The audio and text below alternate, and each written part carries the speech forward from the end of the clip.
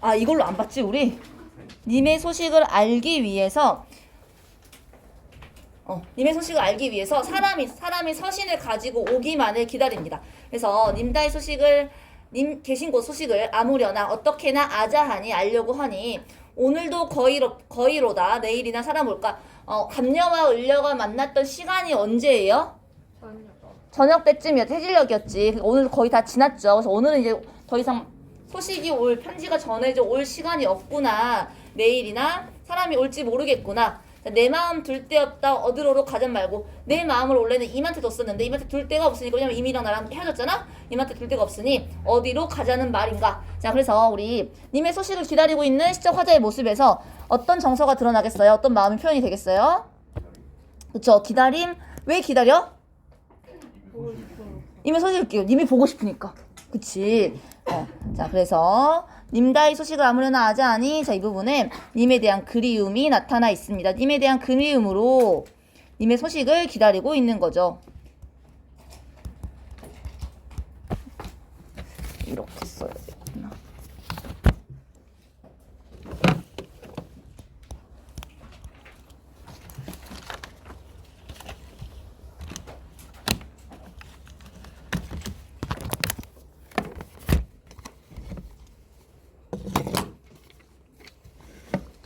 그래서 님의 소식을 알아보러 가만히 있지 않고 움직입니다. 잡거니 밀거니 높은 매에 올라가니 높은 산에 올라가서 지원아 가만히 있지 말고 책 보세요. 책 필기하면서 보세요. 높은 매에 올라가 높은 산에 올라가니 구름은 카니와 안개는 무사일고 산천이 어둡거니 1월을 어디 보면 자, 높은 산에 올라간 이유는 뭐 보려고 하는 거예요? 1월 보려고 하는 거예요. 그래서 1월은 아무래도 우리 시적 맥락을 생각하면은 임을 생각할 수 있겠고 이 작품이 정철이 지었다고 생각하면은 누구까지도 확장시켜서 생각할 수 있어요? 임금까지 생각할 수 있겠죠. 자, 그래서 이 그림처럼 높은 산에 올라갔습니다. 높은 산은 임을 만나기 위해서 임과 가장 가까운 곳으로 간 거지. 그래서 멀리서 임을 보는데 1월이 보여요? 안 보여요? 안 보여요. 뭐 때문에 안 보여요? 구름이랑 안개 때문에 안 보여요. 그러면 이 구름과 안개는 나한테 안 좋은 거겠네요? 어떤 의미로 안 좋은 걸까? 임을 만나지 못하게 하는 장애물이 되겠죠. 임과 나 사이를 가로막는 장애물입니다. 자, 그러면 우리가 이 부분은 정철, 이 유배에 가서 썼다는 충신연주지사로서 다른 의미로 해석을 해봅시다. 높은 매에 올라가서 1월을 보려고 해요. 임금님을 만나려고 하죠. 나와 임금님 사이를 가로막고 있는 구름과 안개는 뭐겠어요? 그러면은 간신이 되겠죠. 그리고 이 간신 때문에 산천이 어두워서 못 보는 거죠.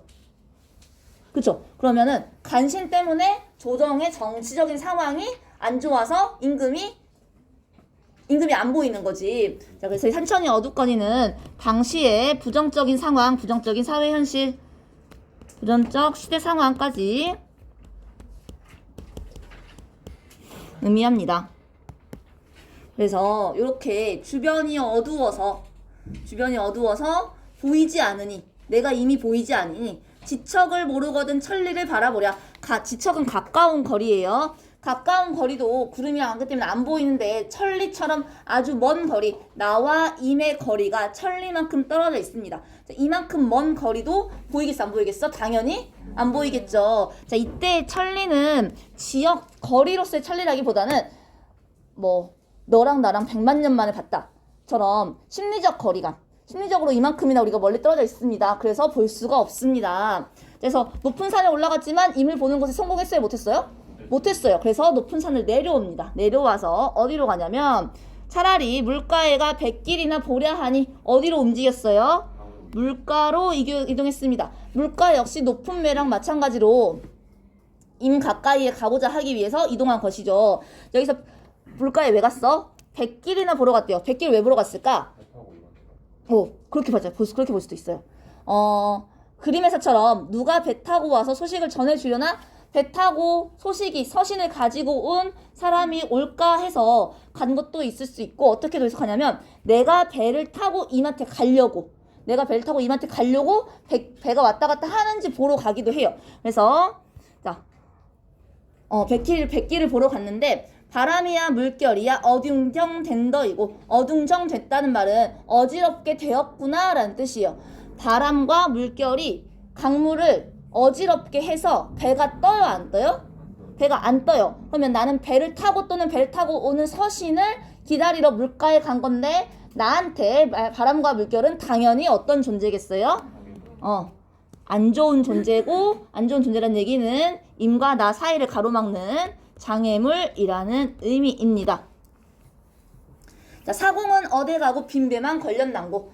당연히 이제 배가 안 뜨니까 사공은 없을 테고 빈 배만 걸려 있는데 이 빈 배만 걸려 있는 모습을 보니까 여기 그림에서처럼 저 빈 배도 되게 쓸쓸해 보이고 나도 쓸쓸하고 저 빈 배를 보니까 내가 가지고 있는 임과 함께 있지 않는 외로움과 내가 여기 높은 산에 올라가서도 임금을 뵈보려고 했고 그다음에 물가에 와서도 임과 연결돼 보려고 했는데 모두 다 실패했을 때 생기는 상실감, 허탈함 이런 것들이 저 빈 배를 보니까 와 너무 슬프다 라는 생각이 드는 거야. 자, 이처럼 시에서는 시적 화자의 추상적인 감정을 객관적인 대상으로 나타내기도 합니다. 객관적인 대상, 이 대상 뭐 빈배 자체가 감정을 가지고 있진 않아요. 빈 배를 보고 시적 화자가 감정을 느끼거나 또는 시적 화자가 가지고 있는 감정이 빈 배를 보고 더 커지는 거. 자, 이런 걸 뭐라 그래요? 네, 객관적 상관물이라고 합니다. 우리 객관적 상관물 어디서 들어봤냐면 갈매나무. 기억나시나요? 네. 자, 객관적 상관물로서 시적 화자의 외로움과 상실감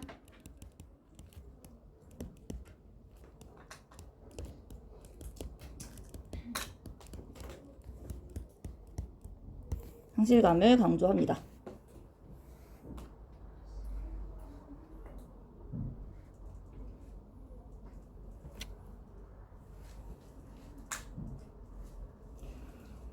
나는 산에도 올라가 보고 임무로 산에 갔는데 실패. 그다음에 배가 왔다 갔다 하는지 임 만나려고 배 왔다 갔다 하는지 물가 갔는데 실패한 거죠. 마음이 너무너무 쓸쓸하고 외롭고 나 이제 망한 것 같고 자 이런 마음이 들어서 강천에 혼자 서서 저 화면 글자가 틀린 거예요. 강천에 혼자 서서 디는 해를 굽어보니 그 강천에 혼자 서서 석양이 지고 있는 걸 보고 있는 이 시적 화자가 진짜 외로워 보이죠.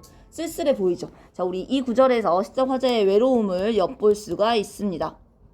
이렇게 보고 있으니까 님 계신 곳의 소식이 더욱 아득한겨이고 더욱 아득하구나. 님의 소식이 나한테 올 것 같지가 않구나 하는 절망감, 절망감, 쓸쓸함. 이런 혼자 있는다는 외로움. 자, 이런 마음으로 모첨 찬자리에 밤중만 돌아오니 모첨은 처가집 초마라는 뜻. 초가집 초마가 아니잖아. 초가집 처마. 처가집 초마가 아니라 초가집 처마. 초가집 처마에 차가운 자리에 밤중만 돌아왔습니다. 여러분들 야자하시는 친구들 혹은 학원 갔다가 혹은 스카 갔다가 밤늦게 집에 들어오면 보통 부모님이 반겨주고 계시죠? 아닐 수도 있고요. 반겨주고 계실 수도 있지만 아닐 수도 있지. 부모님이 나보다 더 늦게 퇴근하실 수도 있고 혹은 부모님 먼저 주무실 수도 있는 거고 그래서 불 꺼진 집에 들어와 본 적 있어요? 힘들게 공부하고 와서 너무 쓸쓸하고 더 서로 그냥 난 조금 힘든 것 뿐이었는데 집에 오기 전까지는 좀 시험 공부하느라 좀 힘들었네 싶었는데 집에 와서 유독 오늘따라 캄캄하고 나 하나 반겨주는 개미의 새끼 한 마리 없고 심지어 뭔가 좀 썰렁한 것 같아 집도. 오늘따라 가족들이 날 빼고 외식을 갔네? 그럼 너무너무 서럽고 혼자 있는 게 훨씬 더 외롭죠. 자, 그래서 모첨 찬자리라고 하는 것. 모첨 찬자리에 혼자 들어온 시적 화자. 시적 화자는 외롭고 쓸쓸했을 겁니다. 자, 그런데 이 외롭고 쓸쓸한 마음에 불을 지피는 게 있었으니 내가 이렇게 들어왔는데 벽에 뭐가 걸려 있었냐면은 반벽, 청등 빈 벽에 푸른 등이 하나, 내가 불을 밝혀놓은 푸른 등이 하나 걸려 있었습니다. 이 푸른 등을 보면은 내가 원래는 이 집을 나갈 때 임이 오면 임을 반겨줘야지 하고 불을 하나 밝혀놨었어요. 근데 나는 임과 함께 돌아오지 못하고 나 혼자 돌아왔죠. 그러니까 내가 걸어놨을 때 그 기대가 생각나니까 저걸 보니까 내가 안 그래도 집에 혼자 들어와서 쓸쓸한데 외로운데 저걸 보니 더 외로움이 생기네. 더 외롭네. 왜요? 임과 함께 돌아오지 못해서. 그래서 여기서 반벽청등도 시적 화자의 외로움을 더 불러일으켜주는 객관적 상관물입니다. 모첨도 객관적 상관. 아니 그건 아니에요. 그러니까 모첨 찬자리 여기다가 밑줄 긋고 외로움과 쓸쓸함이 나타난다라고 한 건 앞에서 계속 여기저기 임을 찾으러 돌아다니다가 결국 다 성공하지 못하고 혼자 이런 썰렁한 집안에 들어왔을 때 시적 화자가 이런 감정을 느꼈다. 근데 그때 반벽청등을 보자 훨씬 더 시적 화자가 느꼈던 외로움의 감정이 커진다. 이런 얘기를 해준 이런 이야기예요. 화자의 외로움을 불러일으킵니다. 아무도 없는 곳에서 지 혼자 밝혀 있는 게 쓸쓸하지. 그거 보고 있으면. 자, 그래서 넘어가도 되지요? 네. 자, 오르면 날이며 해 뜨면 바자니니 계속 하루 종일 낮에 동안 여기저기 다녔던 거 이제 그거 산에 올라갔다가 내려갔다가 여기저기 헤매면서 다니다가 적은덕 역진하야 풋잠을 잠깐 드니 적은덕 잠시나마 역진하야 힘이 다하여 피곤하여서 풋잠을 잠깐 드니 그 풋잠 잠에서 꿈을 꾸었는데 내가 임을 보고자 해서 여기저기 다녔던 그 정성이 지극한 탓인지 님을 보았습니다. 자, 그러면 이 꿈이라는 공간은 내가 님을 그렇게 소망하던 님을 잠깐이나마 만나게 된 공간이죠. 즉 화자의 소망이 잠시나마 이루어진 공간입니다.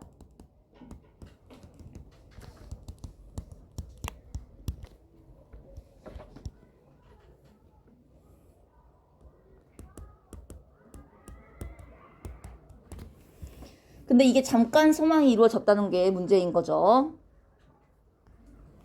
자, 그 꿈에서 임의 얼굴을 봤는데 옷 같은 얼굴이, 여기 얼굴은 몸이죠. 자, 옷 같은 몸이, 옷 같은 모습이, 건강하던 모습이, 아름답던 모습이 반이나마 늙어셔라. 반이나마 늙었구나. 반쪽이 되었구나. 여기 그림처럼 이렇게 쪼그랑 이렇게 폭삭 늙어버린 거야. 너무 늙은 거 아닌가 싶다. 마음에 먹은 말씀 실가장 살자하니. 그래서 내가 마음에 먹은 말이 있어요. 무슨 말을 먹었겠어요? 내가 사랑합니다. 보고 싶었습니다. 내가 여전히 임금님을 그리워합니다. 이런 마음 먹은 말씀은 실가장, 실컷, 살자하니, 읊자고 하니, 아뢰려고 하니, 눈물이 발아나니 말씀인들 어이하며. 너무 서럽잖아. 내가 님을 이렇게나 많이 보고 싶었는데, 꿈속에서 볼 만큼 보고 싶었는데 님을 보지 못하고 산에서도 허탕치고 내려오고 물가에서도 허탕치고 내려왔을 때 그 마음. 자, 그 마음을 내가 말하려고 하니까 눈물이 나서 말을 못하고 정을 못 다하야 목이조차 메어 하니. 당연히 마음을 전하지 못하니까 많이 울게 되니까, 많이 울면 목이 메이잖니? 말 못하죠? 해봤죠? 그런 경험? 그래서 그때서 그래가지고 내가 님한테 내가 보고 싶었는데요 막 이러면서 이렇게 너무 그림 귀엽지. 말을 못하고 이러고 있었는데 닭새끼가 운 거예요. 이렇게. 오견된 개성의 잠은 어찌 깨뒀던고. 방정 맞은 닭 울음소리가 나를 깨우는구나. 어찌 나를 깨우는가.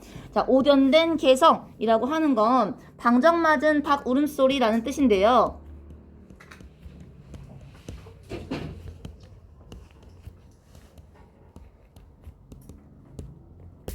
이게 내가 꿈에서 임을 만나려고 하는데 꿈에서조차 임을 못 만나게 하는 장애물.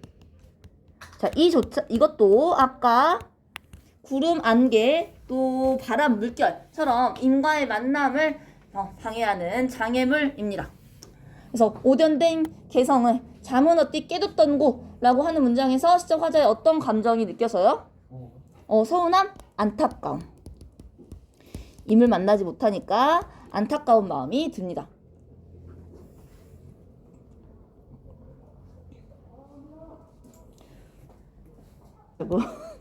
자, 어와 허사로다. 이님의 이님이 어디 간 거? 사실 그래서 여기까지 앞에 부분 그 꿈에서 못 만나고 닭소리 때문에 깬 것까지가 본사고요. 이 마지막 부분이 결사인데 이제 이 마지막 부분에서는 정리하는 거야.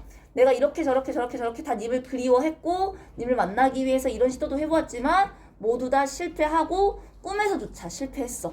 자, 그러고 나니까 완전 현타를 시게 맞아서 어와 허사로다. 아, 허망한 일이로구나. 헛된 일이로구나. 이 님이 어디 간고 내 님이 어디 갔는가. 결에 일어앉아 잠결에 일어나 앉아서 창을 열고 바라보니 그림처럼 꿈에서 깨고 나서 님이 왔나? 이렇게 부시럭거리는 소리를 듣고 님이 왔나고 창문을 열어봤더니 뭐만 있어요? 어여쁜 그림제 날 좇을 뿐이로다. 님은 없고 그림자만 있어. 홀로 쓸쓸하게 있는 그림자를 보니까 난 님이랑은 안 이어질 건가 보네. 이런 생각이 들면서 훨씬 더 혼자 이제 쓸쓸하고 외롭고 이런 감정이 또 생기는 거지. 자, 그런데 우리 어휘풀이 하나 합시다. 중세국어 시기에 어여쁜은 어떤 의미였어요? 가엾은 불쌍한 이런 의미였죠. 이게 예쁘다 라는 의미로 의미가 이동. 의미가 이동했습니다. 그래서 이 불쌍한 그림자만 날 쫓을 뿐이야. 이 불쌍한 그림자. 내가 임이 있길 바랬는데 임이 있고 임도 없고 아무도 없고 저 혼자 그림자만 나의 그림자만 있는 그 모습을 봤을 때 시적 화자가 느끼는 감정. 외로움과 쓸쓸함. 이 외로움과 쓸쓸함을 가지고 이제 거의 절망적으로 생각을 하는 거야. 그래서 내가 이렇게 살아서 무엇 하겠어 이런 마음을 가졌나 봐.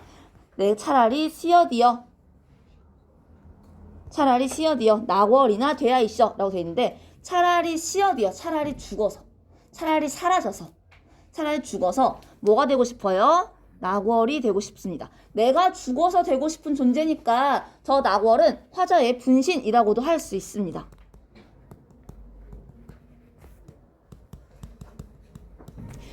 낙월이 돼서 뭐 하려고 하냐면 님 계신 창 안에 번듯이 비추리라. 님 계신 창 안쪽에 내가 달빛을 비추면서 멀리서나마 님을 보고 싶다. 이런 얘기예요. 근데 얘들아 다른 인간 곁으로 갈 수 있어요? 없어요?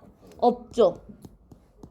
그러면 난 지금도 임을 만나지 못하는데 죽어서도 임을 만나지 못할 무언가가 되고 싶은 거네? 너무 안타깝지 않니? 그래서 감녀가 을려를 굉장히 안타깝게 여겨서 조언을 해줘요. 자, 각신님 다리아카니와 이 부분은 감녀가 을려한테 내가 죽어가지고 낙월된다고 하니까 죽지 말란 얘기는 차마 못하고 차라리 죽을 거면 다른 게 되라고 조언을 해줍니다. 각신님 다리아카니와 다른커녕 구준비나 되셔서 구준비가 되라고 이야기해요. 왜냐하면 비는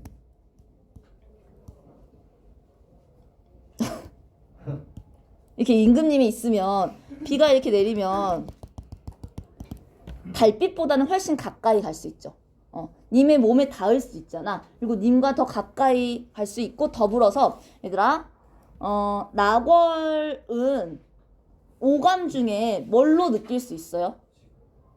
시각. 낙월이 내 옆에 있다는 거. 낙월이 내 옆에 있다는 거는 나의 감각기관 중에 눈으로만 볼 수 있는 거죠. 그런데 비는요. 나의 감각기관 중에 촉각으로도 느낄 수 있고 청각으로도 느낄 수 있고 시각으로도 느낄 수 있는 존재죠. 한정된 공간에서 훨씬 더 많은 부분으로 내가 님한테 어필할 수 있는 거기 때문에 감녀가 을려한테 낙월이 되지 말고 구준비가 되라고 이야기합니다. 자, 그러면 낙월은 내가 죽어서 님 가까이에 가진 못하고 멀리서만 보는 존재니까 소극적인 사랑의 태도를 나타낸다면 소극적 사랑의 태도를 보이고 있는 을려의 모습을 나타낸다면 구준비는 더 가까이 갈 수 있고 더 나를 다양한 감각기관으로 더 인식하게 해줄 수 있는 거니까 적극적인 사랑의 태도를 취하라고 조언을 해주는 거예요. 그래서 낙월과 구준비가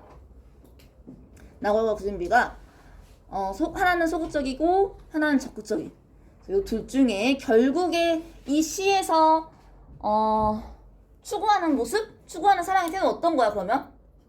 그쵸. 낙월은 되지 말고 구준비가 되라고 했으니까 더 적극적으로 네가 임한테 사랑을 표현해라 라고 하는 거죠. 자, 그럼 얘들아 우리 이렇게 한번 생각해 볼까요? 낙월이 갖는 이미지와 구준비가 갖는 이미지를 비교해서 내가 임에 대해 가지고 있는 감정, 내가 임한테 가지고 있는 감정이 어떤 게 더 절절하게, 더 효과적으로 느껴질 수 있겠어요? 뭘로 다가가는 게? 구준비로 다가가는 게 더 내가 임을 이만큼이나 사랑합니다가 더 크게 느껴지겠어? 낙월이?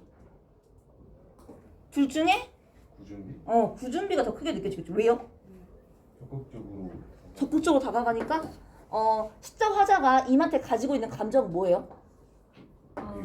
뭔가 서정적이고 아름답고 정적이고 이런 거 아니죠. 난 이미 너무너무 보고 싶은데 못 보니까 그거에 대해서 구구절절 처절하게 매달리는 감정을 가지고 있죠. 훨씬 더 애절하고 처절한 그리움이에요. 근데 이런 감정에 어울리는 건 낙월보다는 이렇게 추적추적 내리는 그런 굳은 비가 훨씬 잘 어울린다는 거죠. 그래서 이 작품에서 낙월과 굳은 비를 비교를 많이 하는데 단순하게 소극적 사랑과 적극적 사랑의 태도를 보인다. 이렇게 대조를 하기도 하지만 선생님이 이야기했던 것처럼 낙월을 화자가 임금이 이미 낙월을 인식하는 것보다 구준비를 인식하는 게 훨씬 다양한 방법으로 인식할 수 있다. 즉, 더 가깝게 다가갈 수 있다. 그리고 플러스 둘 중에 임에 대한 감정을 더 효과적으로 드러낼 수 있는 것, 더 효과적으로 나타낼 수 있는 건 낙월보다 구준비다. 이렇게까지 조금 더 세심하게 대조를 해서 분석을 하기도 합니다.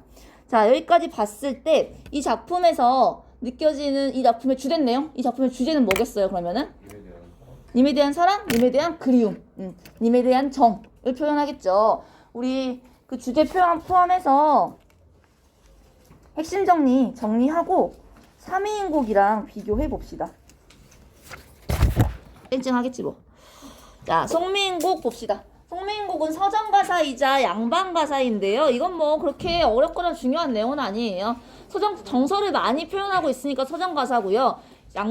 정철이 양반이잖아. 양반이 써서 양반가사인 겁니다. 저 빈칸이 중요한데 여기 아래 읽기 자료 첫 번째 이거 보고 빈칸 채워볼게요. 형식에 따른 가사의 분류. 자, 가사의 율격에 대해서 설명하고 있는 글인데요. 가사는 3, 4조 연속체로 사음보로 된 문학입니다. 이게 무슨 얘기냐면은 음수율과 음보율을 이야기하는 거예요. 음수율은 한 음보 안에 몇 글자가 있는지 이 글자 수를 맞춰가지고 운율을 만드는 거고, 음보율은 한 행을 몇 덩어리로 끊어 있는지, 그래서 호흡수에 맞춰서 너네한테는 끊어 읽기 음보를 따지는 건데, 가사는 선 마지막에 교과서 옆에 있죠. 너네 옆에 교과서 보시면 차라리 시어디어 낙월이나 돼야 있어 님 계신 창안에 반드시 비추리라, 거기 보시면 한 줄 차라리 시어디어 낙월이나 돼야 있어가 차라리 끊고 시어디어 끊고 낙월이나 끊고 돼야 있어 끊고 이렇게 네 덩어리로 읽히죠. 그리고 그 다음 줄도 님 계신 하나, 창안에 하나, 반드시 하나, 비추리라 하나, 이렇게 네 덩어리로 읽혀요.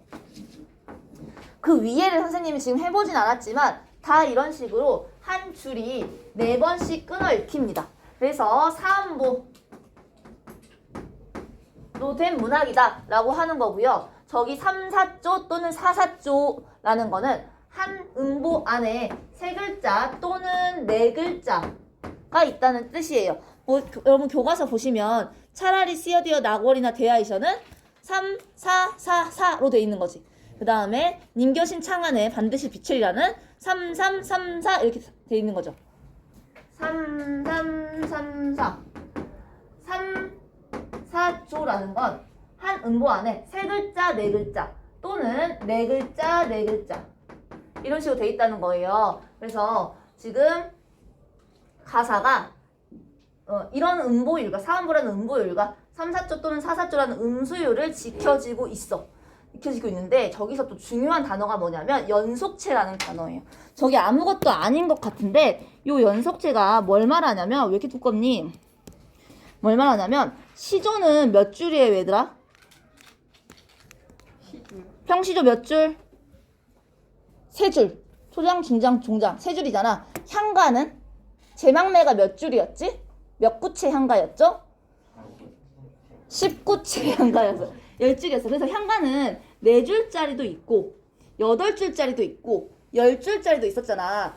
시조든지 향가든지 줄수가 정해져 있단 말이야. 줄수까지 형식으로 정해져 있는데 가사는 저 율격만 정해져 있고 줄수는 안 정해져 있어요. 내가 10줄 쓰고 싶으면 10줄 쓰는 거고 100줄 쓰고 싶으면 100줄 쓰는 거고 1000줄 쓰고 싶으면 1000줄 쓰는 거예요. 실제로 관동물곡이나 다른 장편 가사들은 몇 권으로 되어 있는 가사도 있어. 그러니까 길게 쓸 수 있는 만큼 길이의 제한이 없다는 뜻에서 연속체라고 하는 겁니다.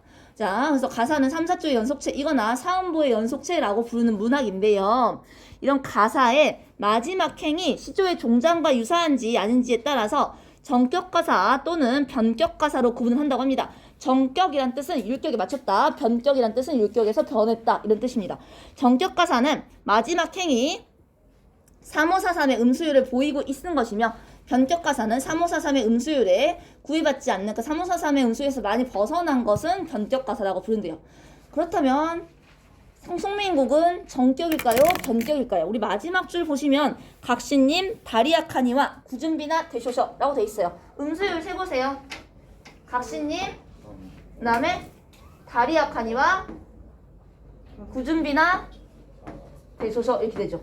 3643이네요. 요거 3543과 변격일 것 같아요? 정격일 것 같아요? 다르지. 다른데 우리 아까 여기 세 글자나 네 글자나 요 한 글자 정도는 포함시켜서 허용해 준 거잖아. 그래서 3643이지만 요거 3543과 크게 다르지 않기 때문에 우리는 정격가사라고. 크게 다르다 하면 그냥 다 달라야 되는 거예요? 응? 크게 다른 그 기준이 뭐예요? 아, 막 여기가 3643이 아니라 다 4444 이런 식으로 돼 있거나 이런 거. 시조의 종장 이거 마지막에 했던 건 기억나니 너네? 간단하게 하고 넘어갈까요? 시조는 평시조 기준으로 설명할게요. 평시조는 3장 6구 45자로 내외로 되어 있죠. 그리고 사음보의 율격을 가지는 서정갈래입니다. 그래서 여기 한 덩어리, 두 덩어리, 셋, 넷, 다섯, 여섯, 일곱, 여덟 이렇게 네 덩어리 사음보로 읽히는데 한 음보에 3434 또는 4444의 음수율을 보여요. 그런데 여기는 사실 3434든지 4444든지 3434든지 상관없어. 반드시 지켜야 하는 음수율은 어디예요? 종장 첫 음보의 세 글자죠. 그리고 요게 세 글자이다 보니 음보라는 건 선생님이 호흡수라고 했잖아. 한 호흡에 읽는 길이가 한 호흡에 읽는 게 한 음보야. 그래서 호흡은 보통 길이가 일정하잖니? 그래서 여기 이런 하나의 음보는 읽는 길이가 똑같아요. 이게 길이가 똑같다 보니 여기 앞에가 네 글자잖아. 네 글자예요. 보통 네 글자 이렇게 들어가는데 세 글자가 앞에서 한 글자가 줄었으면 뒤에서 자연스럽게 다섯 글자가 늘어나는 거야. 그래서 한 호흡 안에 세 글자면 속도가 느리게 되겠고 한 호흡 안에 글자가 5개면 속도가 좀 빨라지게 되는 거죠. 그래서 속도가 리듬이 생겨가지고 시조가 시조창으로 돌렸던 거예요. 그래서 마지막이 3543으로 보통 여기에다 맞추죠. 여기에다 맞춰서 이게 평시조의 형식인데 이 평시조의 마지막 이 부분과 여기구나. 가사의 마지막 이 부분이 같기 때문에 우리 송미인곡을 정격가사라고 분류를 합니다. 자, 내용상 어떤 성격을 가지고 있는지 보면은 서정적이고 애상적이래요. 서정적인 거는 오케이. 왜 애상적일까? 어떤 시적 상황을 노래하고 있어요? 임과 이별한 상황에서 임을 애타게 그리워하고 있죠. 그러니까 애상적입니다. 자, 그리고 또 하나. 이거는 임과 헤어진 여인의 그리워하는 마음만을 표현하고 있는 건 아닙니다. 또 뭘 표현하고 있죠? 신하가 임금에 대한 충정심을 표현하고 있죠. 자, 이처럼 신하가 임금에 대한 충정심을 표현한 노래를 우리는 뭐라고 불러요? 그런 거 묶어서 충신, 그쵸. 연주지사라고 부릅니다. 충신연주지사라고 부르죠. 자, 충신연주지사는 그 아래 여기에다가 선생님이 좀 더 자세하게 적어 놓았습니다. 거기 빈칸도 충신연주지사가 들어가면 돼요. 충성스러운 신하가 임금을 사모하는 노래라는 한자 뜻 그대로 풀이하면 이런 뜻을 가지고 있는데 대개의 충신연주지사에서 임금은 남성으로 신하는 여성으로 그려져 있대요. 여기 좀 볼까요? 대개의 충신연주지사에서 임금은 남성으로 신하는 여성으로 그려져 있는데 그래서 주로 여성 화자로 쓰이고 있고 이 여성 화자로 쓰이고 있는 이유도 있죠. 요거 이따 나중에 할 거예요. 자, 그려져 있는데 이는 임을 그리워하는 주체가 여성으로 그려질 때 더욱 효과적이기 때문입니다. 임을 그리워하는 주체가 여성으로 그려질 때 어떤 점이 효과적일까? 왜 효과적일까? 자, 이때 시대 언제예요? 조선시대요. 남자가 본인의 감정을 자유롭게 드러내는 거에 좀 억압이 있던 시대죠. 그에 반해 여자들은 훨씬 자신의 감정을 자유롭게 드러낼 수 있었기 때문에 임을 그리워하는 여자의 목소리, 임을 그리워하는 여자의 목소리가 훨씬 더 애절하고 절절하게 들렸을 겁니다. 표현될 수 있었을 거예요. 애절하고 절절하게 표현이 되니까 그거에 공감하는 사람들이 훨씬 많았겠죠. 그래서 여성 화자의 목소리를 표현을 합니다. 충신연주지사의 시작은 대개 고려 시대 정서가 지은 정과정이라는 향각의 여요를 꼽습니다. 충신연주지사의 노래는 유배 상황에서 지어지기 좋은 조건을 갖추었습니다. 왜냐하면 왕과 가까운 거리에서 왕을 모시던 신하가 유배로 인해서 왕과 멀리 떨어져 있어야 되면 왕을 그리워하는 마음을 표현하는 정치적 상황에 놓여있기 때문에 내가 유배당한 상황에서 임금님에 대한 충심이 이만큼이나 여전히 크고 여전히 임금님을 생각하고 있다라는 마음을 여성 화자의 목소리를 표현을 하면은 그 신하의 마음이, 신하의 충심이 훨씬 더 크게 표현될 수 있는 거예요. 크게 표현되면 이걸 읽은 임금이 훨씬 더 감동하겠죠. 감동하면 어떻게 되겠어? 아, 그치. 얘 이제 그만 입에 풀어주려고 반성하고 있잖아. 충분히 반성하고 있네. 이제 그만 풀어주자. 이럴 수 있겠죠. 그래서 이런 의도까지 담고 있습니다. 자, 실제로 삼위인곡, 송미인곡, 정과정곡, 정과정이라는 작품이 정과정으로도 제목이 전해져 내려오고요. 정과정곡이라고도 전해져 내려와요. 두 개가 똑같은 작품이에요. 그래서 모두 작가가 유배 상황에 놓여있을 때 지어진 작품입니다. 자, 우리 아까 작품의 주제, 송민국의 주제 뭘로 정리했죠? 임을 그리워하는 마음으로 정리했죠. 자, 임을 그리는 정, 임을 그리워하는 정. 임에 대한 그리움이라고 해도 되고.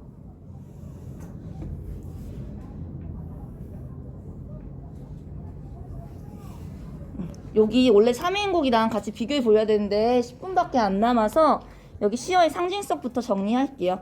처음에 시작할 때 3인곡이랑 같이 비교해서 봅시다. 상징적인 시어, 상징적인 의미를 가지고 있는 시어들 우리 본문에서 중요하게 다뤘는데 그거 한 번 더 복습해 보겠습니다. 우리 작품에서 임을 향한 화자의 마음의 장애물이거나 임과의 만남을 방해하는 장애물들이 4개가 나왔었어요. 먼저 높은 산에 올라가서 임을 보려고 하는데 멀리서나마 보려고 하는데 못 보게 하는 게 뭐랑 뭐가 나왔었죠? 구름이랑 안개가 나왔었죠. 그리고 내가 임을 만나기 위해서 배를 타고 가거나 혹은 님이 나한테 소식을 전해주기 위해서 서신을 가지고 온 누군가가 배를 타고 올까 싶어가지고 물가에 갔는데 이 물가를 어지럽게 만들었던 게 뭐였지? 그렇죠. 바람이랑 물결이었습니다. 그래서 구름과 안개, 바람과 물결은 여기 그냥 이거 교과서에 있는 거거든? 교과서 132쪽 3번에 있는 거예요. 132쪽 3번에 있는 건데 그냥 정리하면서 쭉 한꺼번에 정리하려고 학습지에다가 넣어둔 겁니다. 자, 교과서에는 구름과 안개랑 바람과 물결을 따로따로 구분해서 구름과 안개는 내가 높은 산에 올라가서 임금을 멀리서 보는 거잖아. 그래서 화자의 마음을 방해하는 요소, 아이고야, 마음의 방해 요소라고 정리가 되어 있고 바람과 물결은 내가 임을 만나러 가는 거 혹은 임의 서신을 가지고 온 어떤 사람을 못 만나게 하는 그렇게 해서 만남을 방해하는 요소라고 정리가 돼 있는데 그냥 넷 다 구름 안개 바람 물결 넷 다 장애물로만 보셔도 무방합니다. 임과 나 사이를 가로막는 장애물 이렇게 보시면 됩니다. 선생님 그 아까 바로 물음살이는 응. 장애물 장애물인데 얘들아 그 옆에 봐봐. 선생님이 이거랑 연결시키려고 오련된 개성 없는 거예요. 여기 보시면 구름 안개 바람 물결은 나와 임 사이를 가로막는 장애물이죠. 못 만나게 하는. 그러다 보니 충신연주 지사의 관점에서 해석하면은 이거는 뭘로도 해석할 수 있는 거예요. 간신으로도 해석할 수 있는 거예요.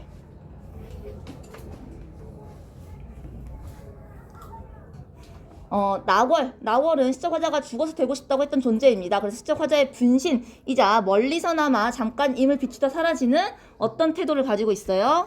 소극적인 태도를 가지고 있고 구준비는 반대로 임의 옷을 적시면서 가까이 갈 수 있는 존재니까 적극적인 태도.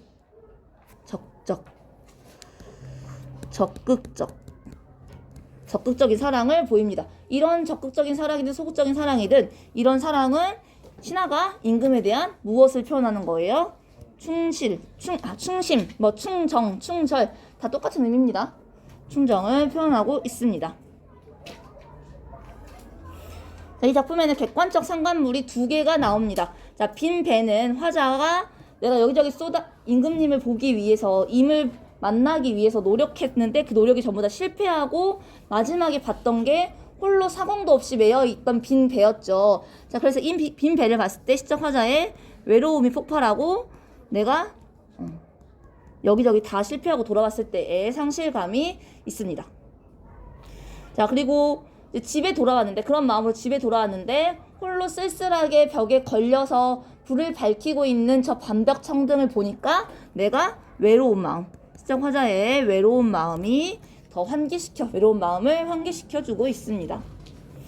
자, 이 작품은 표면적으로는 한 여인이 헤어진 임을 사모하는 마음을 다루고 있지만 자, 사실은 충신연주 지사로서 임금에 대한 무엇과 충정과 임금 곁으로 내가 다시 벼슬을 하고 싶다는 복귀하고 싶은 마음을 여성 화자라는 다른 사람으로 대변해서 표현하고 있죠. 누구의 목소리를 빌려서 표현했어요?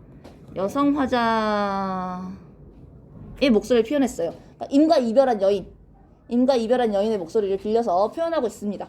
자, 우리 앞에서 이야기했던 것처럼 임과 헤어진 여인의 목소리를 빌려서 표현한 이유는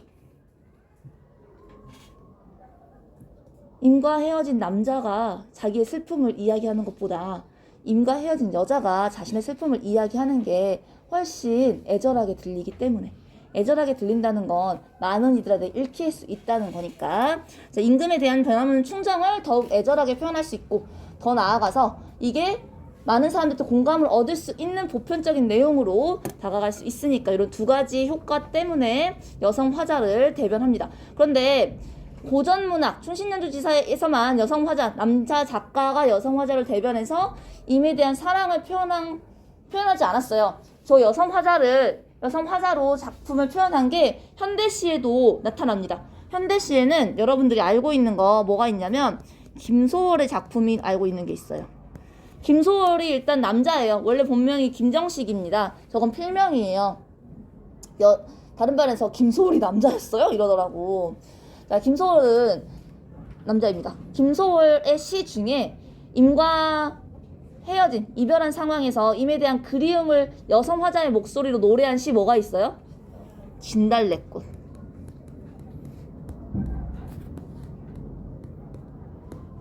시 있고요. 자, 김소월 말고 한용운이라는 작가가 있는데 여러분들이 수의 비밀 배웠던 거 수의 비밀 수업 그때 모의고사 해가지고 시험 문제 나왔었잖아.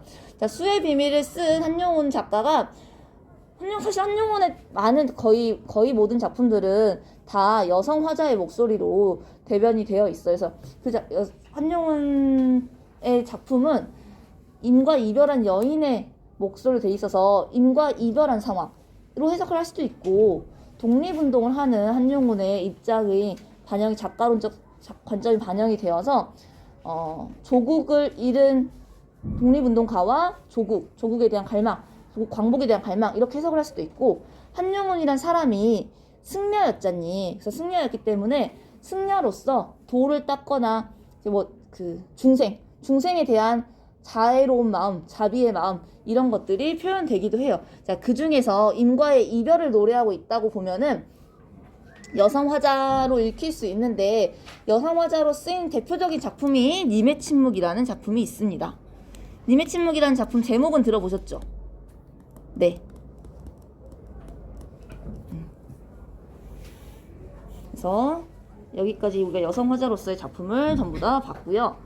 시간이 애매하게 4분이 남았는데 4분 동안 여러분들은 무엇을 하시냐면 135쪽을 보세요. 교과서.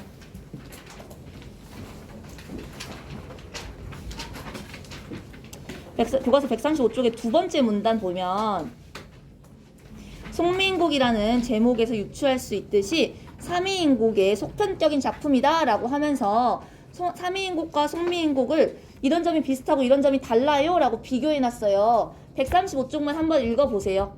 다음 시간에 바로 요거랑 상미인곡, 송미인곡 비교해 볼게요. 여기까지 합시다. 20분에 수업 끝나는 거 맞죠? 네, 고생하셨습니다. 여성화자. 있어요.